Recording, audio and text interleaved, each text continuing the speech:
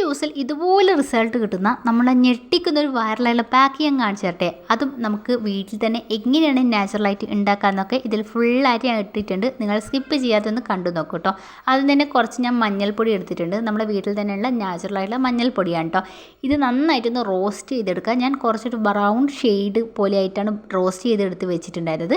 ഇത് നന്നായിട്ടൊരു കരിഞ്ഞ് കിട്ടുന്ന രീതിയിൽ വേണം നമുക്ക് റോസ്റ്റ് ചെയ്യാൻ വേണ്ടിയിട്ട് കേട്ടോ. ഇനി ഇതിലേക്ക് നമുക്ക് ഇൻസ്റ്റൻറ്റ് കോഫി പൗഡറാണ് നമ്മൾ ചേർത്ത് കൊടുത്തിട്ടുണ്ടായിരുന്നത്. ഇൻസ്റ്റൻറ്റ് തന്നെ ആയിരിക്കണം നമ്മൾ കോഫി പൗഡർ എടുക്കാൻ വേണ്ടിയിട്ടുള്ളത് കേട്ടോ. ഇനി ഒരു പകുതി ലെമൺ ജ്യൂസും കൂടി ഇതിലേക്ക് ഒഴിച്ച് കൊടുക്കുക. നന്നായിട്ട് നമ്മൾ ലെമൺ ജ്യൂസ് കൂടി ഒഴിച്ച് പിഴിഞ്ഞ് കൊടുത്തിട്ടുണ്ട്. ഇതിൻ്റെ കുരുക്കളൊക്കെ മാറ്റി കൊടുത്തിട്ടുണ്ട് കേട്ടോ. പിന്നെ ഒരു സ്പൂണ് നമ്മൾ ഹണിയാണ് ആഡ് ചെയ്ത് കൊടുക്കുന്നത്. പിന്നെ തൈരും കൂടി ആഡ് ചെയ്തിട്ട് നന്നായിട്ട് മിക്സ് ചെയ്ത് കൊടുക്കുക. വെള്ളം ഒട്ടും തന്നെ ഇതിലേക്ക് ഉപയോഗിക്കുന്നില്ല.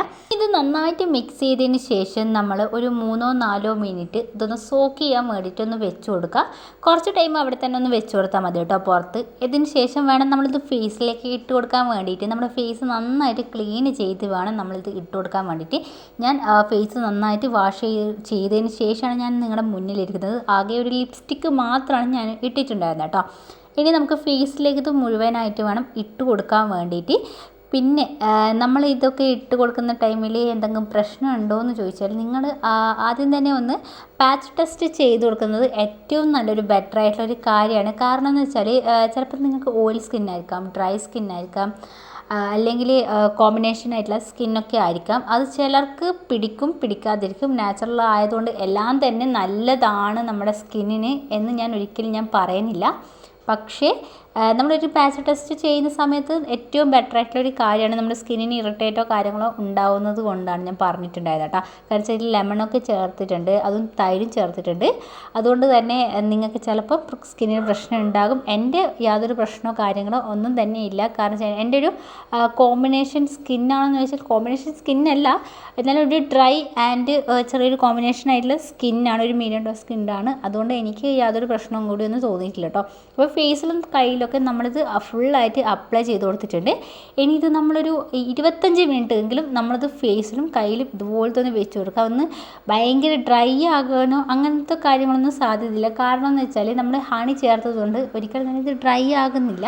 അതുകൊണ്ട് ഒരു 25-30 മിനിറ്റ് നമ്മളൊരു അരമണിക്കൂറെങ്കിലും നമ്മൾ ഇതുപോലെ തന്നെ വെച്ച് കഴിഞ്ഞാൽ നമ്മളിതൊന്ന് വാഷ് ഔട്ട് ചെയ്ത് കൊടുക്കുക. ഒന്ന് ജസ്റ്റ് ഒന്ന് നമ്മൾ വെള്ളം കൊണ്ടൊന്ന് ഒപ്പിയതിന് ശേഷം കൈ കൊണ്ട് ഇതുപോലെ ചെയ്ത് കൊടുത്താൽ സത്യം പറഞ്ഞാൽ നല്ലൊരു ഞെട്ടിക്കുന്ന റിസൾട്ട് തന്നെയാണ് എനിക്ക് കിട്ടിയിട്ടുണ്ടായിരുന്നത്.